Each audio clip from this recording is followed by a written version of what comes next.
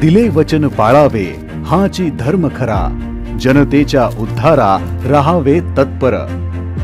जे बोलतो ते करून दाखवतो या शब्दांवर सदैव ठाम असलेला मी महाराष्ट्राच्या भव्य व्यासपीठावर उभं राहून ज्या ज्या गोष्टींचं वचन दिलं, आज ते प्रत्येक वचन सत्यात उतरताना दिसत आहे। हाच विकास कामांचा लेखाजोखा आज मी तुमच्या समोर सादर करीत आहे।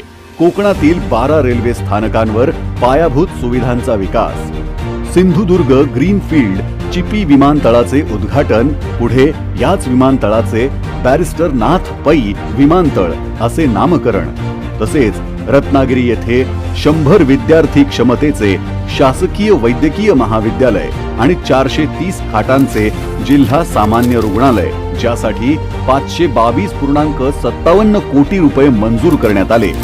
या आणि यासारख्या कोकणच्या विकासाला